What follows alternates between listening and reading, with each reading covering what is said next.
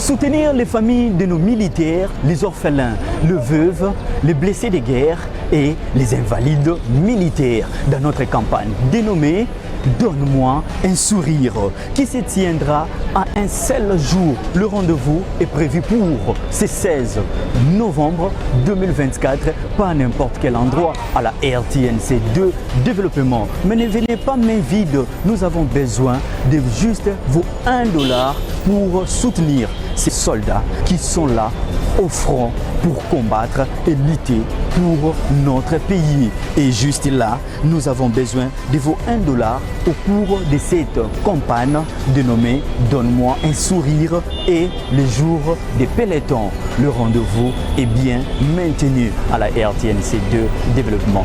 Nous vous souhaitons le bienvenu.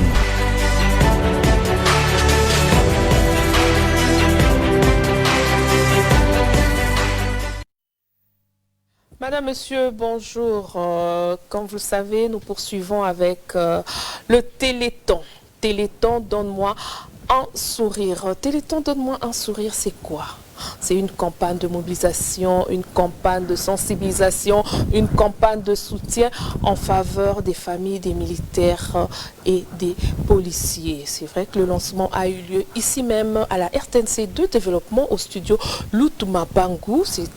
Le lancement a eu lieu le 16 novembre. Nous avons débuté avec cet appel où nous vous invitons à venir donner tout ce que vous avez.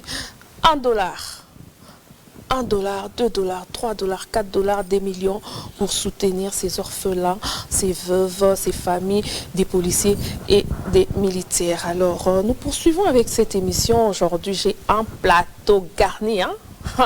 Un plateau garni, donc comme vous le constatez, puisqu'on parle des militaires et des policiers, donc hein, vous-même vous avez déjà compris. Hein. Je n'ai rien dit, mais quand vous voyez déjà mon plateau, vous comprenez déjà que les concernés sont bien, bel et bien là. Donc moi, je n'ai pas beaucoup à dire, mais je veux d'abord commencer par saluer. Je commence par ma gauche. Je salue le commissaire adjoint de la commissaire supérieur adjoint. Voilà, commissaire supérieur adjoint de la PNC. C'est monsieur... Oh, monsieur Londo Bruno, voilà. Bonjour, monsieur Londo Bruno. Bonjour, madame. Alors, je saute, hein, le pasteur, lui, c'est un habitué. Je saute, je vais chez le lieutenant Gabriel Shindani. Pas Sindani, mais Shindani. Donc, Sindani, ça a une autre signification. Ouais, ouais. Shindani aussi, une autre signification. Alors, lieutenant, bonjour. Bonjour, ma soeur. J'espère que vous allez bien. En forme, hein? Donc aujourd'hui, on va booster, hein? On va booster toutes ces personnes-là. On va les booster à venir encore, hein? Donner un sourire à ces enfants-là, des policiers, des militaires. Pasteur Yves, bonjour. Bonjour, Margaret. Vous allez bien? Très bien, par la grâce de Dieu. Ah, amen. Je savais que ça l'a jeté par la grâce de Dieu. Donc, c'est comme ça avec les hommes de Dieu. Ah, donc, ça va. Donc, puisque nous sommes bénis, hein, puisque c'est qu'on fait, c'est une bénédiction, parce que c'est une recommandation divine. Donc, on ne s'est pas rêvé seulement comme ça. Boum, tête au sein de l'oroboté. Et c'est l'oko où nous avons battu katina biso motema pour te partager mon abino pour bisognon surtout la bénédiction wana. Donc, au pesa, nous avons pambola. Alors, prophète Freddy Malamba, bonjour. Bonjour, madame la journaliste. Vous allez bien? Oui, ça va, Dieu fait grâce. Ah, tout à l'heure, là, dans les coulisses, je demandais au prophète, mais prophète, qu'est-ce que Dieu t'a dit pour moi? Mais bon, ce qu'il m'a dit, hein, ça n'engage que moi et lui. Hein, et je reviendrai ici en janvier pour vous dire ce qu'il a dit. Docteur Elisa. Bonjour, docteur. Bonjour, madame la journaliste. Donc, vous êtes là pour traiter les enfants des militaires et des policiers? Avec plaisir. Avec plaisir, hein? Ah, ça c'est déjà bien. Bonjour, apôtre François. Bonjour, maman. Je suis heureuse de vous revoir. Oui, merci. Ah, il y a un homme là qui parle beaucoup, hein, comprenez, les gens qui sont chargés des relations publiques, là, ils sont là pour parler parce qu'ils aiment beaucoup convaincre le public. Donc, il s'agit de monsieur Prince Kibala. Bonjour, monsieur Prince. Bonjour, bonjour, madame. Et il y a le commissaire Kembo. Bonjour, commissaire. Bonjour Madame la journaliste. Ah, je vois, c'est monsieur à côté? Le berger François Mabondo. Berger François Mabondo, je vous salue également. Merci beaucoup. Alors, je suis heureuse de vous recevoir sur mon plateau aujourd'hui pour faire encore une fois de plus l'appel concernant les familles des militaires et des policiers. Comme vous le constatez, il y a déjà des gens qui ont commencé à donner sur le plateau. Il y a déjà des dons de quelques personnes de bonne foi qui ont déjà commencé à donner. Alors vous aussi, nous vous appelons à faire ce geste d'amour, à partager, pourquoi pas. Donc là, c'est pour les fêtes, les fêtes de fin d'année. Vous savez que nous sommes déjà vers la fin de l'année. Il y a les festivités de Noël et les festivités de bonne année. Alors, tout ça a besoin de au moins un policier à CP, la personne Noël, bonne année, il est peu de son côté, Azalane Sengo, Agangape Noël, bonne année, pour $1, $2, moi Kaye, moi Big, moi Lamba, et que ça la épée. Plaisir. Alors, Pasteur Yves, chaque fois qu'on passe dans cette émission, on est toujours là en train de circonscrire l'événement. Qui la fois passée, à l'antibisolelo, de quoi il s'agit et qu'est-ce qu'il y a à faire, pasteur Sokoko, ça la biso on rappelle il y a événement, il y a Elokoto ça. Merci beaucoup.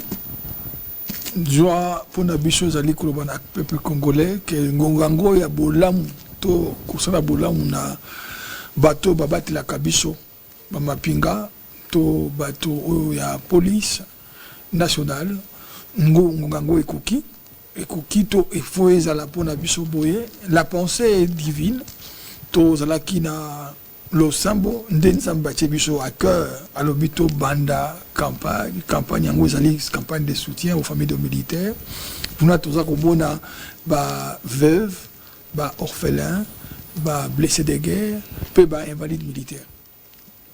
Ba catégorie oyo ezali nde ba catégorie oyo toza na yango pour topesa bango esengo. Pourquoi veuve? Parce que andimaki kobala mobali moko oyo wapi ayebise ke na bali yo me na kosalela mboka ndeko oyo akei po akende kobunda kobatela ekolo ebongo azongi te. Mama wana atikali boye atikali sans mobali wana akendaki mpona kobunda mpona ekolo. Alors azali mutu oyo wapi fo aza na esengo kouta epai na biso population mpona koloba ke mobali oyo akufaki to papa oyo akufaki pamba te akufaki mpona kobatela biso mpe ekolo na biso. Yango mama wana ifo topesa ye esengo na ndenge esengeli mpo asepela. Et deuxième catégorie ezali bana ya ba militaire to ba policier oyo wapi tobengi ba orphelin. Bana wana bakanisaki ke na kati na vie na bango bakokola na baparent na bango mais esalemi ke bazwi likama na nzela kosalelaka mboka. Ebongo bana wana batikali boye ntango oyo biso toza kosala makambo na mabota na biso mais bana wana baza komona ke papa aza te to mama aza te parce que akendaki kobunda mpona ekolo. Yango bana wana mpe ifo topesa bango esengo oyo tobebi na français donne-moi un sourire. Bato ya misha toza kokanisa ezali nde ba blessé de guerre.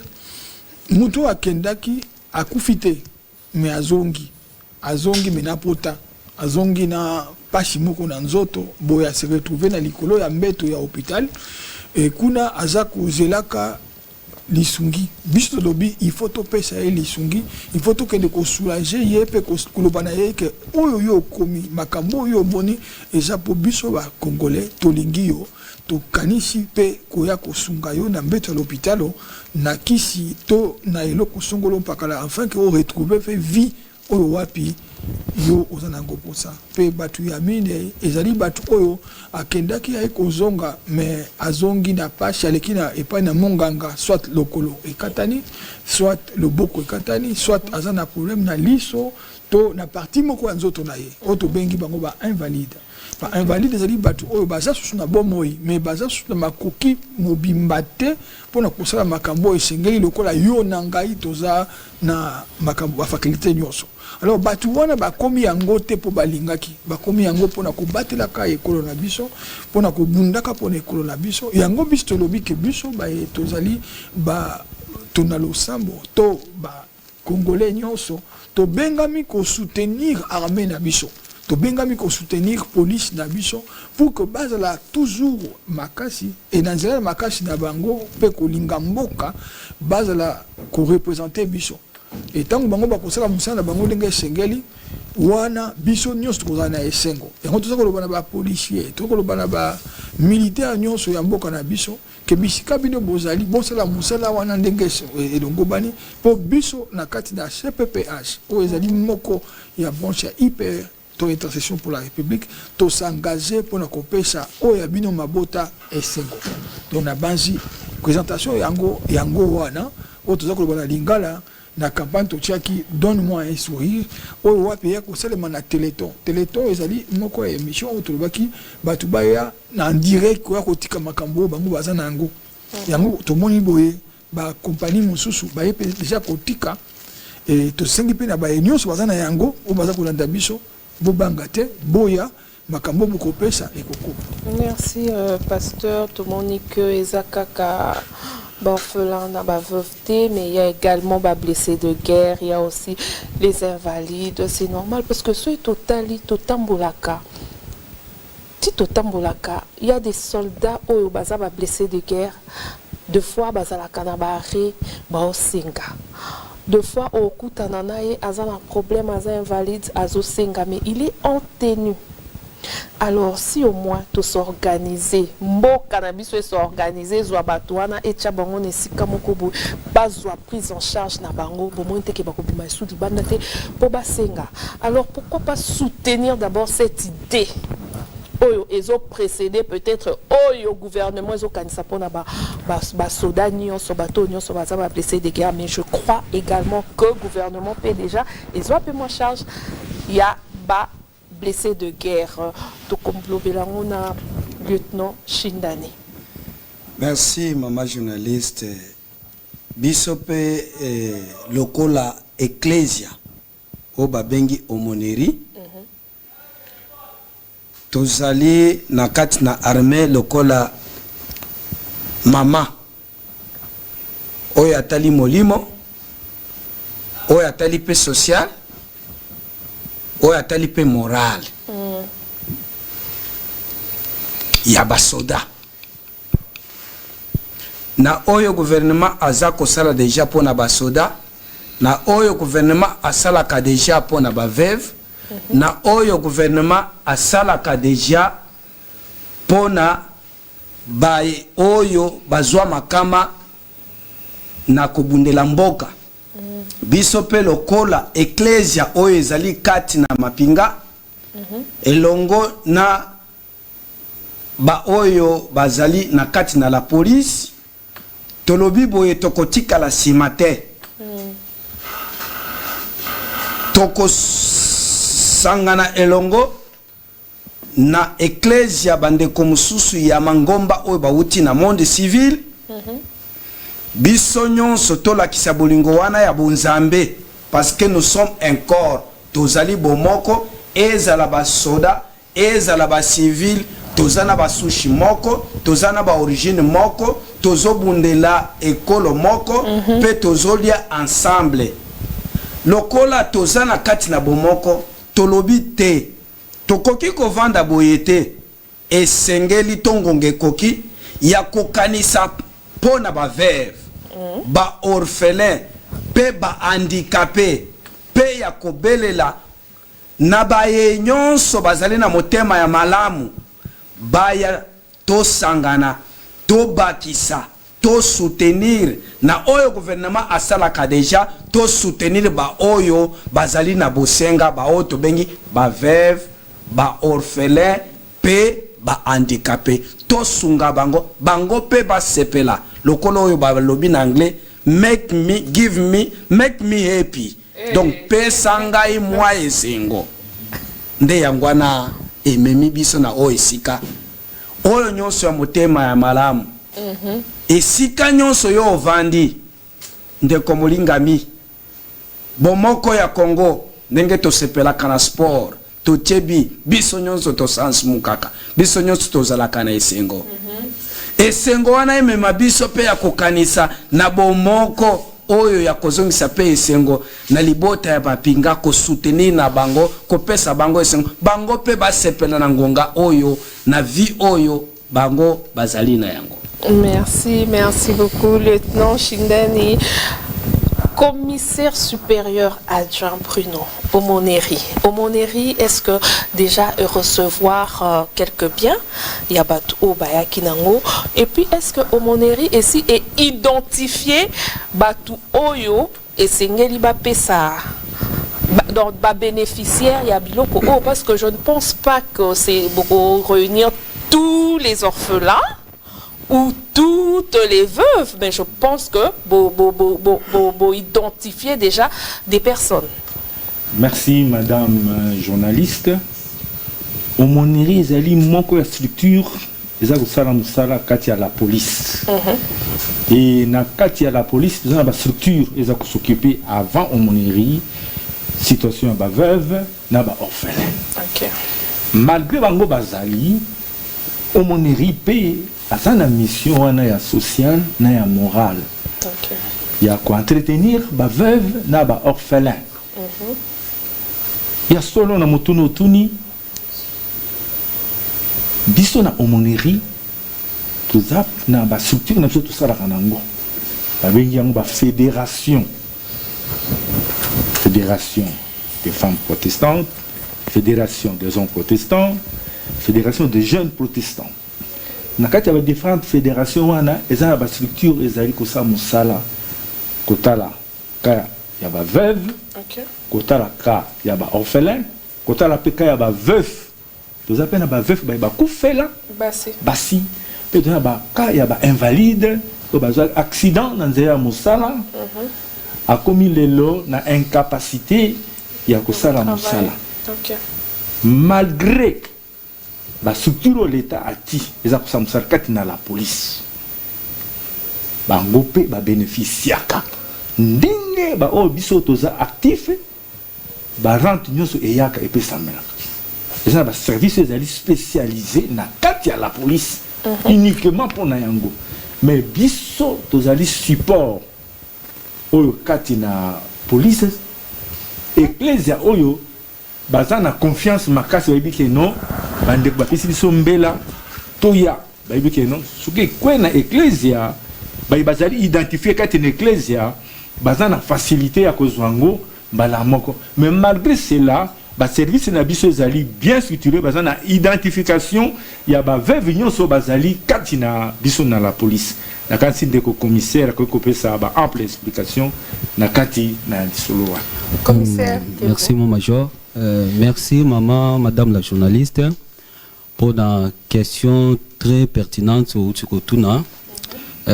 Comment tu peux atteindre bango nyonso tout ça. Alors d'abord na kuki lobake action oyo basali ya nzambe bazui na nzela ya losambo, c'est-à-dire nzamba amonaki ke besoin moko ezali pona ko soutenir pona ko pesa esengo to pe ko zongisela mutu moko lisusu esengo. Puisque nous gérons ba famille ya ba oyo batiki biso na nzela ya musala ba misusu tolobi ke bazui bankokoso misusu bazana na bango hôpital. Toyebi que gouvernement azali kotia paquet azali kosala nyonso pona ko soutenir bango. Mais dans le lenge que Nzambe a pesipé les sous vision oyo, c'est-à-dire tout ba que ça un plus na ba moment où tozali pour que bandeko wana baye ke batika mité. Pe na ba oyo baza ko continuer kosala musala ayeba ke lobi mbeba pe ko komelanga na kozana bato ba koya ko soutenir. Ezala ba épouse militaire, ba épouse policier oya ba policier ayeba que lobi likama pe ko koma mais ba ko soutenir ngai ezana bato moko lisu na bango ezaka likolo na biso ke bakoy ko apporter biso soutien aide et c'est ngo tozana ngo e ko umelaka seko na seko. Alors tozali très bien organisé, tozali ko gérer ba ayant droit ndengo te koloba ba bénéficiaire puisque l'état a sala que dès que policier ou militaire a une kokoso soit a commis na difficulté ya ko se déplacer pour akene ko soit ration na etombongo tu tiens toujours un bénéficiaire ou a la possibilité ya kokoma ici kawana ya kokino zambungu ou soit au policier to akufaki il y a la veuve ou aza plutôt ayant droit à premier degré tu tiens kaye au cas où veuve aza peine à difficulté tu ko tia orphelin. Alors tous en a des chiffres où ils ont déjà exact puisque à chaque mois les chiffres ils ont au matin contenu à bas décès ils allient au travers la mise à jour chaque mois tous les baquets tout comme autant donc les chiffres sont connus et tous a la possibilité wana tu comment quoi atteindre bango donc tous a suivi un message où tu peux communiquer tu comment communiquer bah ayant droit le veuve et les orphelins on peut les attendre donc quoi atteindre bango très facilement donc nous sommes très organisés s'il y a aide moko pona ko pesa bango esengo to ko contacter bango facilement et puis nous avons les chiffres où est déjà isali ba indisponible de notre côté à la police tous en a ba chiffres et puis tous les décédés où ba yandro tous allez ko gérer ba nous avons les chiffres et nous savons comment les contacter puisque nous avons déjà une base où tous en il y a gestion ba inactif on peut facilement les contacter donc voilà pour... OK donc cela ne concerne que la ville province de Kinshasa. Oui exactement. Première étape où tous en ango, ils ont d'abord tout bani mais projet ils allaient tout ce qui n'a monté dans le pasteur, c'est-à-dire bah projet à venir ils allaient moulai c'est là bah moyen d'engue couper ça mais là d'engue tout quoi atteindre bah province non so ebike na bah province na biso belé couler les anon mingi pe na ba ndeko na biso mususu tout link tout comme ça esengo wana et si kanyonso yo mwana ya policier azali et si kanyonso moi si ya policier veut azali et sengwana souci na biso ezali partout ailleurs où bazali tout comme c'est sengwana mais pour l'instant je crois que to bani non na ville province de Kinshasa. Donc prophète Freddy, qu'attends-tu de cette campagne Téléthon? Merci beaucoup. Je pense que c'est quelque chose de très très intéressant. OK. Si nous lisons dans la Bible, dans 1 Corinthiens 16, 14, la Bible dit que dans tout ce que nous pouvons faire, nous puissions le faire avec charité. Okay. Or, la charité, c'est quoi? C'est la bienfaisance qu'on peut faire au monde, aux nécessités, ou bien c'est manifester de l'amour qu'on a pour Dieu et pour son prochain. Donc tout celui qui soit chrétien, musulman ou de quel genre de confession religieuse est intéressé, il est appelé, il est interpellé à faire quelque chose pour l'intérêt de nos veuves, invalides, orphelins militaires et policiers. Voilà pourquoi nous touchons toutes les couches au niveau du pays. Les hommes d'affaires, nous vous invitons à faire quelque chose. À Lingala, nous disons Mampinga, quand ils sont là-bas, Bazo Salamusala pour l'intérêt à Congo. Okay. Alors, Sengeli, Biso Baetuzali, Awa, Tola, Ndakuna Basi, Nabisuna Bana, Tokanisa Bango, Nanjela Makambo. En dehors des hommes d'affaires, les entreprises, faites comme les autres. Oyo Baebi déjà qu'intervenir, n'a pas bien autozomona Awa. Ça, ce ne sont que des échantillons. Il y en a déjà beaucoup et d'autres vont venir encore. Et j'en appelle aussi aux grandes personnalités de ce pays. Hein. Nous avons des ministres, nous avons des hommes d'affaires, nous avons des hommes qui ont fait des grands noms dans ce pays. En tout cas, de s'approcher pour faire quelque chose. Donc c'est une affaire de tout Congolais. Même ceux qui n'ont pas assez de moyens, même avec $1, vous faites déjà quelque chose. Donc nous en appelons à tout le monde de venir intervenir pour l'intérêt de nos policiers et militaires. Merci prophète Freddy. Comme le prophète a dit, c'est lui qui donne aux pauvres prêts à Dieu. Oui. Donc c'est ça qu'on dit, mais ce n'est pas pour autant, ils ne sont pas pauvres. On ne dit pas qu'ils sont pauvres, mais ce sont des nécessités, ce sont des gens à qui nous pouvons emmener, nous pouvons contribuer, nous pouvons donner quelque chose qui peuvent aussi les aider parce que la fois passée dans ce pays là lobamoko apôtre alobaki mutema mabe zuwa ebotaka tangu ninga zangi amoni ke yo zanango yesiko côté na azobota mutema mabe donc eza malamu te to lukato mema to pesa to apporter nyonso to zanango to déterminer te. Vers la fin, tu as un numéro où est botinda bambongo na bino. Mais en attendant, tout ce que vous avez en espèces, vous pouvez les apporter ici même à la RTNC2 Développement. Nous sommes là pour recevoir tout ce que vous allez emmener pour aider ces personnes-là démunies. Apôtre, la sauté non docteur, docteur Nanzo Sama, apôtre. Oui, merci maman pour la parole.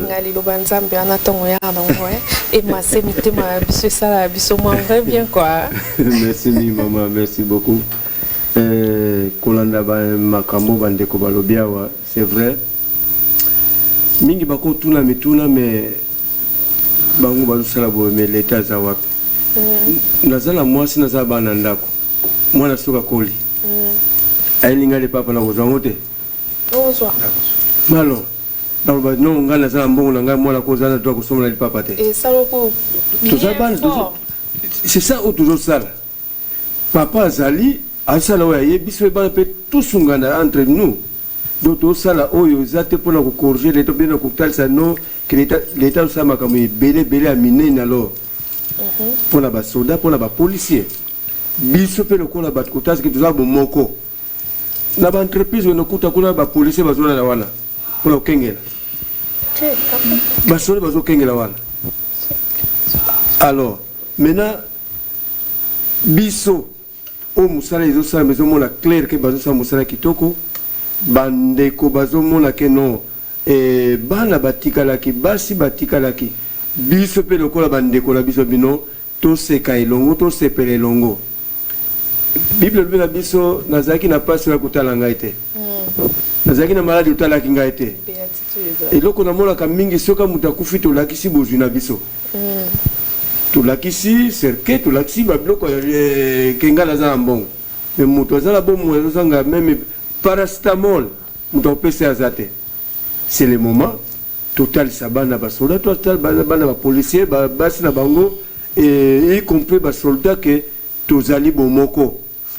Tozaka na mutu moko akela biso. Tozala bukabwanité donc toya na otozala ngo to pesa pour ekopesa malamu mingi pour la bandeko la biso ba kozala courage même na musala ngo bon ba poni na bango wana ngana pona yanga musala lukola mama yo pona yo kozala journaliste donc tozaka na loko mo to sa pona mboka donc tota sa bolingo bomoko wana vraiment ekozala pona lokumu ya mutu moko te mais pona lokumu mokili mobimba ba kolbake Congo bazana bomoko Congo tande balingani à travers ba acte opposé ils ont malobaka te na ba acte opposé tout ça vraiment tout ça bomoko et un zate division zate et que ça là qui toko mingi même temps ba monique bana bazo pumbope le 25 le 1er et papa Sigazali ta sœur Simba qui le connaît benino le monimo la kuna na pumbobi oh moi la zone c'est un gars peu côté sur côté la force et les sous ma casse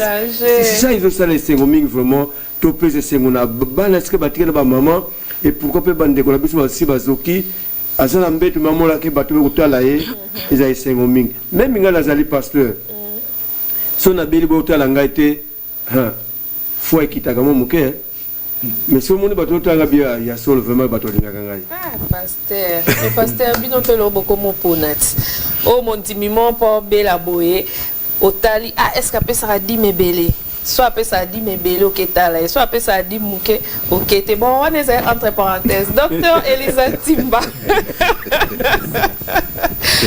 docteur Elisa aux maman en tant que maman apport non ezanini la campagne.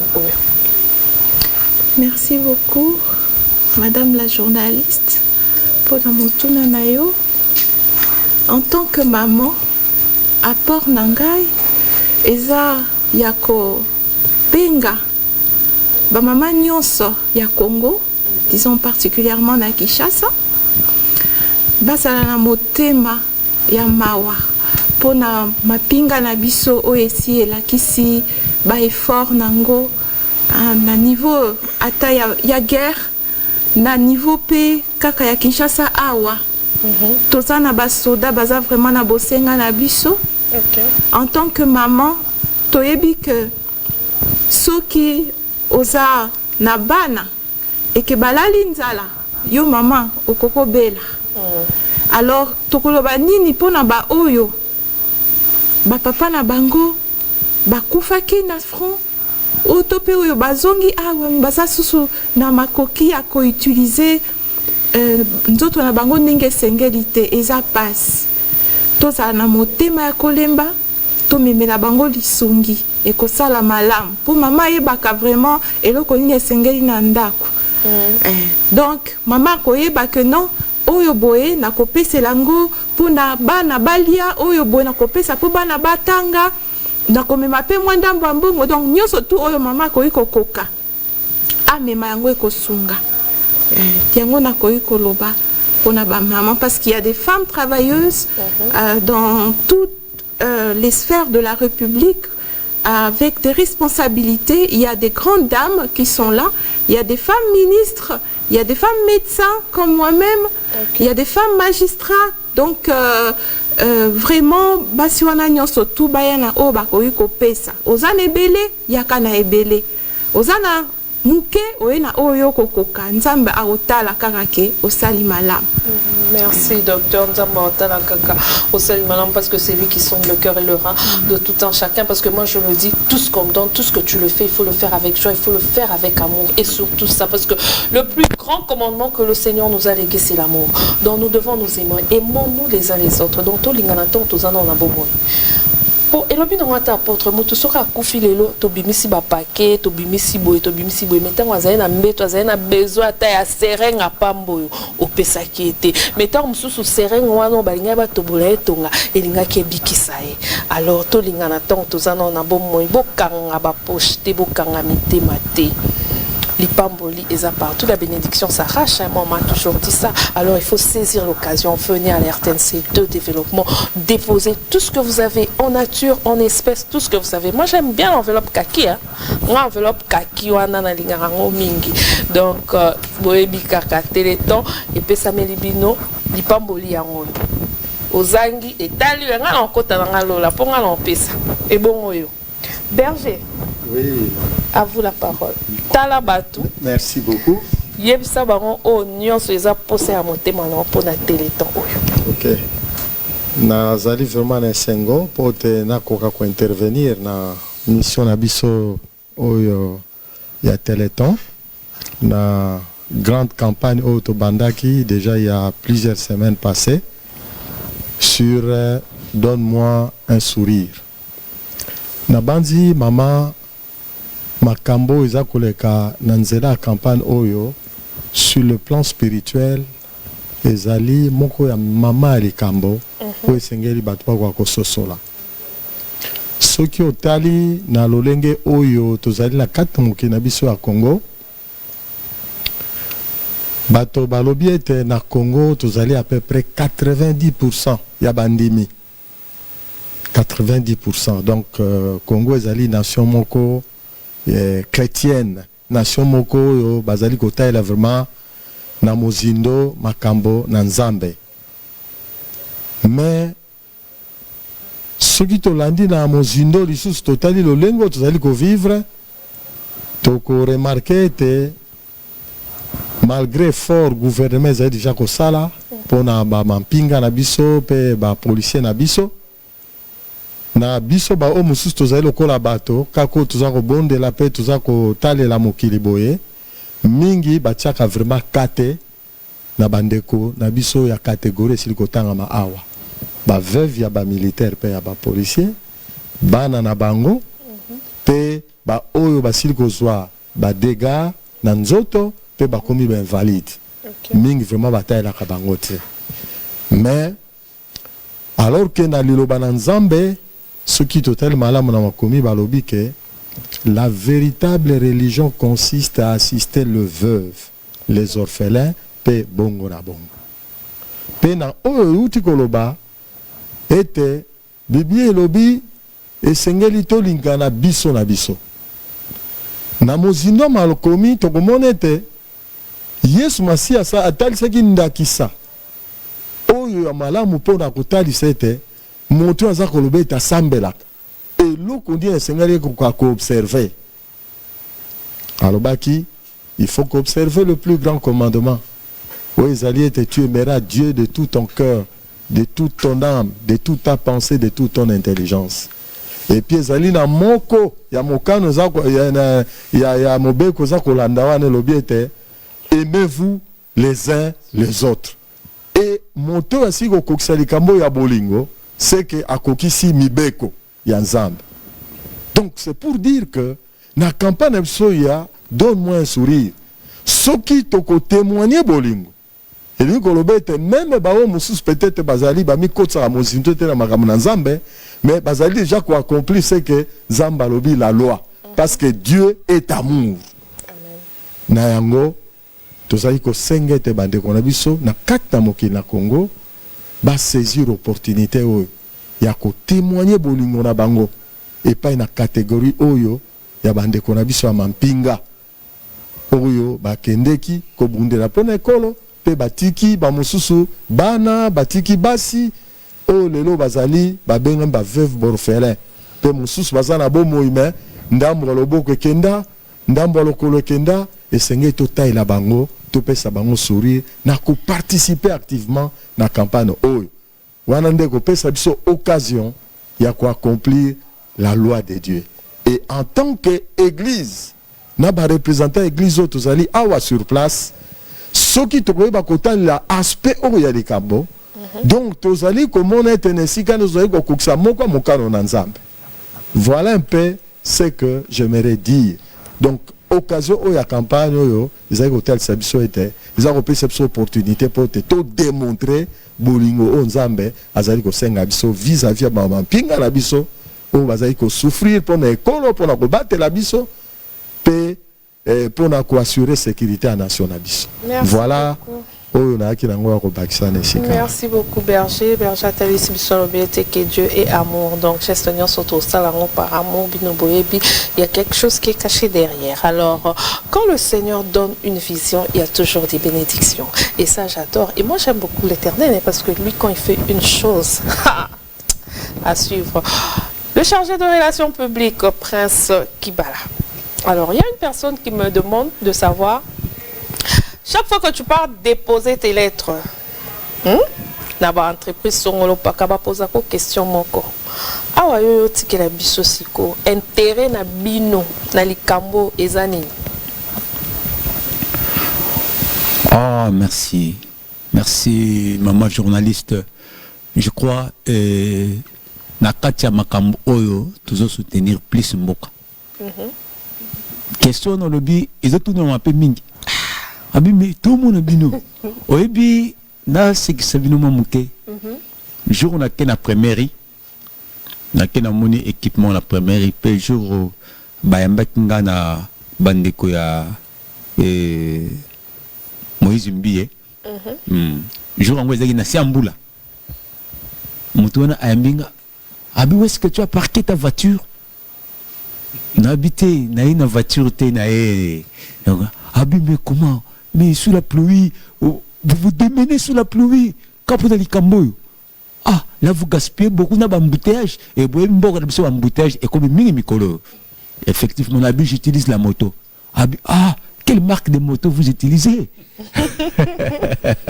Mouni, et vraiment, il était toujours censé Aïba. Mais après ça, vous dépensez l'énergie, les carburants. Qu'est-ce que vous allez gagner? Plus, vous savez, Ndekonangaï, Naïbsi Bangoboy. Oebi joueur na katia à terrain. Azan a poussé encouragement. Joueur non, même équipe n'a pas Léopard, tant que bazo bêta. Bazan a poussé à nini, encouragement. Et aux hommes, on a joueur à zo bêta wana. Tango simbi bal bazo betele maboko ozo mona bato bazo telema wo force wana ezo tinda akende na bal tiaki no sani a marqué but pe tango a marqué but le komo ya yemoko te le komo mboka mobimba papa le komo famille nemoko ya mboka le komo na ya mboka mobimba est-ce que bon mona raté force des fans na ba jeune bazo beta shit na mabele. Est-ce que tu peux bêter ta maman beaucoup de bisonos na plateau n'ingue te fan tu bêter ta maman beaucoup nan tu bêter maman beaucoup vraiment c'est bino que tata na lobami. Prince, pesa biso préoccupation la question à biso pour il faut la publicité. Voilà. Alors biso il faut pesa ndekaka sourire. Ndenge moni donne-moi un sourire. Donc tozo pesa sourire na kati ya makambo yango et tozo encourager mingi. Donc na kati ya makambo yango par na biso plus tozo travailler. Ezali toujours pour na kopesa sourire. To pesa sourire na bana ya mampinga, to pesa sourire na ba veuve ya mampinga batindi o batikali papa kende bitumba azonga te. To pesa pe sourire na banani na ba invalide o bazungi ndenge to landi awa. Vraiment bana tchango dernièrement nazaki na tchango. Na epseki bino bana tchango nyonso mbote na bino bana tchango. Bo sunga bana mampinga na biso bwana RTNCD kotika donc nayebi ke ba mama liberté bozawana ba mususu balobaki ah papa est-ce que numéro ezali te poto tinda oh nous sommes avec la préoccupation numéro ko tinda quelque chose kalata maman journaliste a repesa bino pe numéro ya tel et ton ya donne-moi un sourire bo ba ko tinda $1 na bino bana mo amba nazaki pe kota mo amba surtout bana campus ah na pesi bino mbotango wana naki na étudiant vraiment ezaki ben na biko babi ba musu babi ndenge nto mo abia ah biso to ape be étudiant na bi soki bozo tanga kimia po ba mampinga ba sala musana ni na mboka soki to tambola kimia po ba mampinga ba sala musana na mboka soki boyo kipeke kuna na este persistance ezali po ezana batu moko bazo sa musala kuna tokolinga te guerre ekotela biso na mboka po bamampinga baosa musala yaya musala na bango wana esengeli biso to encourager bango babenga yango force de fans.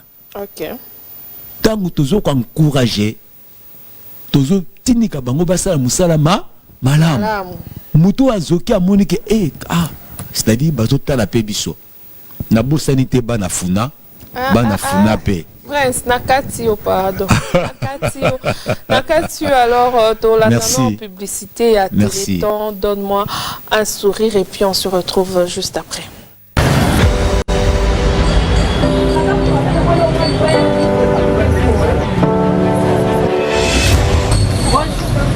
Bonjour. Vous êtes malade? Vous êtes malade? Ça va.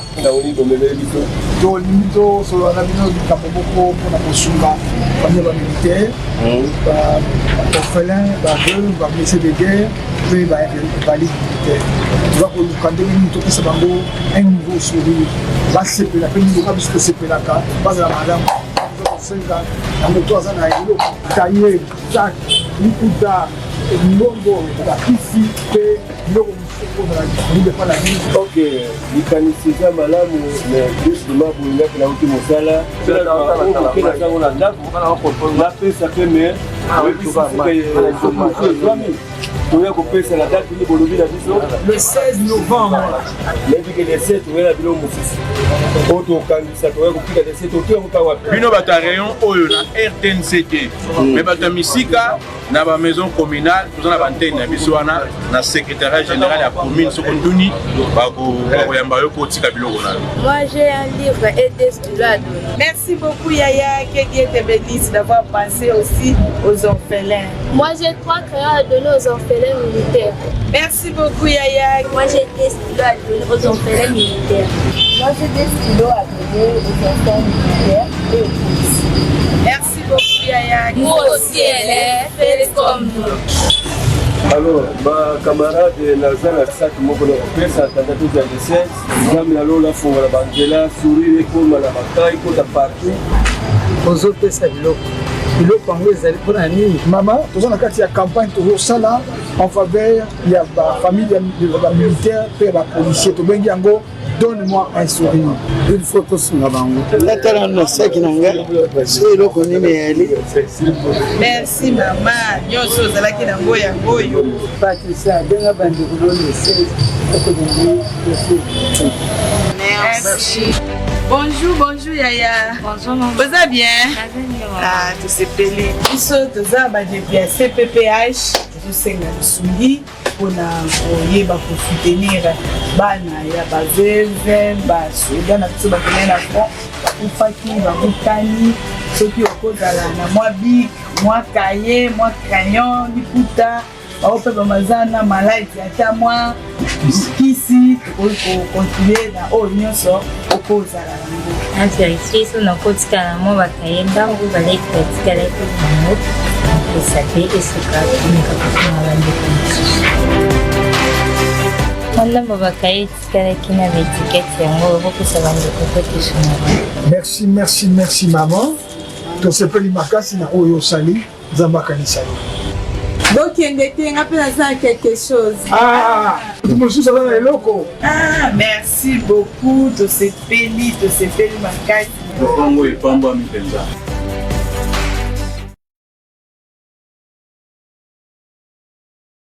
Saka lokwa bato wana baninga basali te na bano amike basepeli pe kosunga baninga na bango. Alors en attendant, envoyez vos contributions par M-Pesa au numéro 082 25 91 978 082 25 91 978. C'est un numéro M-Pesa. Donc vous avez $1, $2, $3, $4, même des millions, même des milliards envoyés par ce numéro. Et si vous avez des histoires en espèces, en nature, vous pouvez toujours passer à la RTNC de développement pour déposer. Pasteur Yves, on a dit, il n'y a rien pour rien.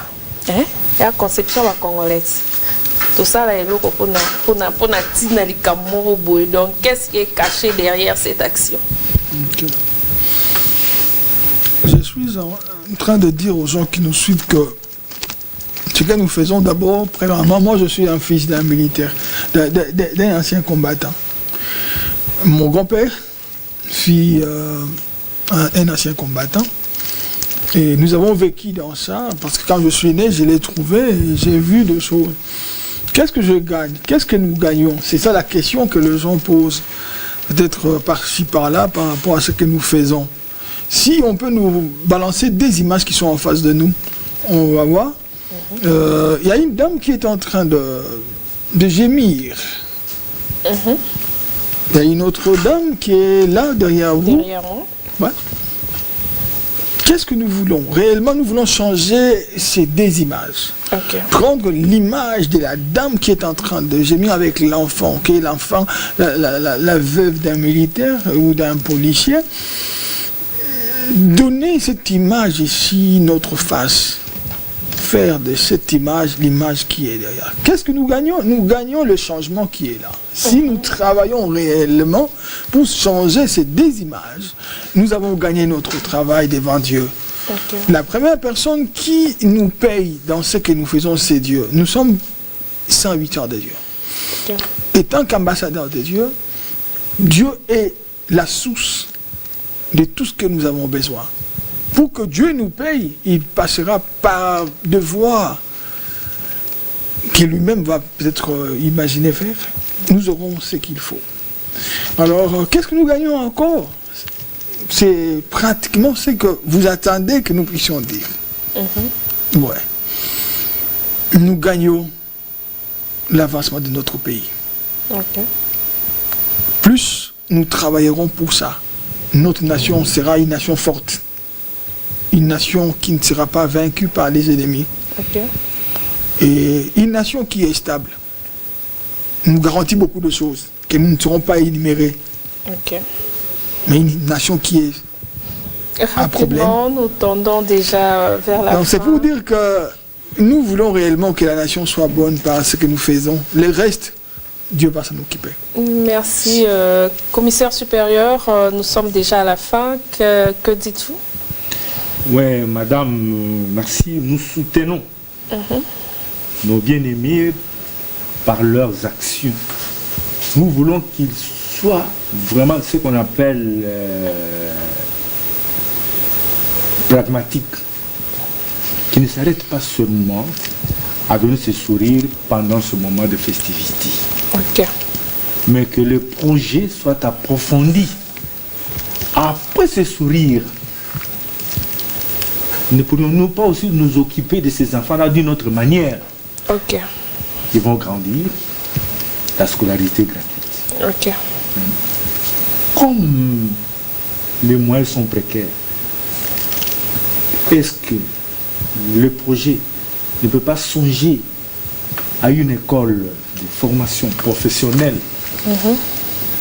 à rendre ses enfants utiles, à rendre ses invalides utiles?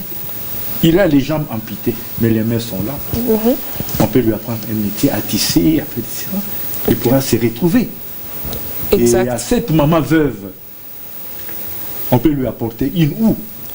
On peut lui apporter un petit fond, qu'elle puisse commencer avec même un sac de braise, quelque part, et petit à petit à s'épanouir et à ne plus ressentir le vide créé par l'absence de son mari. Ce sera l'objectif que nous attendons de lui.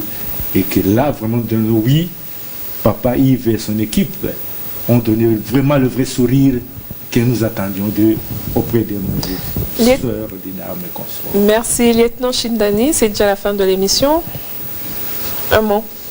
Merci vraiment pour nako sukisa. Nazosenga bandeko nyonso balandi biso na bilili tozala na motema ya bonzambe lokola pasteur auti koloba abi mboka na biso ya Kongo tozana ba Kristo ebele tokoki kozala ba Kristo te soki tozangi bolingo ezala ya maloba pamba te kasi ezala na misala. Avenir ya mboka ezali na maboko ya ba orfele wana. Avenir ya mboka ezali pe na maboko ya ba mama veuve wana, bangonde ba miroir. Et puis encouragement ya baye bazana na mapinga lokola ngai boye ezali pe lisusu na nzela ya batu oyo ba invalide.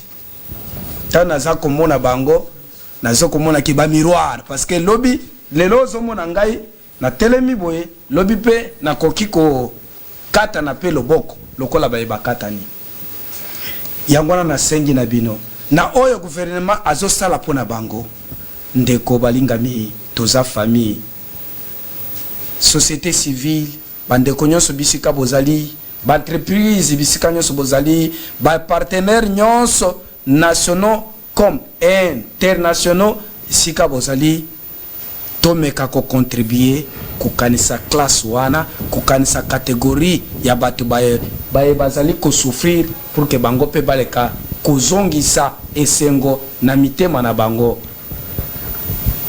nde bosenga na biso wana. Merci beaucoup. Alors, c'est juste un appel. Nous continuons de lancer cet appel à toutes les personnes de bonne volonté, à toutes les personnes de bonne foi, de passer ici à la RTNC 2, développement, déposer quelque chose pour donner le sourire à toutes ces personnes. Je répète encore le numéro, le 082 25 91 97 8 à la fin. 082 25 91 978. C'est le numéro M-Pesa par lequel vous pouvez envoyer votre argent. Pasteur Yves, rapidement, tu peux dire merci aux personnes qui ont remis quelque chose et puis on va clôturer l'émission. Merci beaucoup. Je dis vraiment merci, un grand merci à toutes les entreprises qui nous ont accompagnés jusque-là. Merci aussi à la famille de Papa Maro. Maro Makiadi. Oui. Ok. Banana, Bakoko Naye, Nde Bapesa Kie Biloko, Papa Biloko et comme na RTNC 2. Tomoni Wana Rite, Tomoni Wana Esther Adassa, Tomoni Jemima, Tomoni Petabita. Banawana bakoko na ye balobi bisope il faut tout ça là. Ça nous a surpris comme on a que moko ya ba agent ya RTNC bakoko na ye bakanisha ba orphelin militaire ba veuve militaire, ça nous a fait du bien. Merci à Azur merci à Bora, merci à Merci Gradeco. beaucoup. Ok. Merci beaucoup. Merci à, vous avez vu là devant, il y a l'entreprise Bora et Azur qui ont déjà remis leurs dons, mais ce n'est pas fini. Il y a encore des choses qui sont cachées derrière. Ils vont encore faire beaucoup de choses. Il y a Prince Pharma, il y a l'entreprise Gradeco, il y a le docteur Kazadi Tshisekedi du centre de la lithiase de l'hôpital militaire Tchachi. Également, il y a aussi la RTNC2 développement à travers son directeur coordonnateur Josette Kaya qui est également partenaire de ce Téléthon. Donne-moi un sourire. Ensemble, nous disons merci. Merci à vous tous, à toutes les personnes qui ont déjà donné. Merci. Et nous vous disons également merci parce que nous savons que vous allez venir donner. Yes. Nous vous disons déjà merci et que Dieu vous bénisse. Alors, on se retrouve prochainement avec cette campagne de mobilisation en faveur des familles des militaires et des policiers. Au revoir.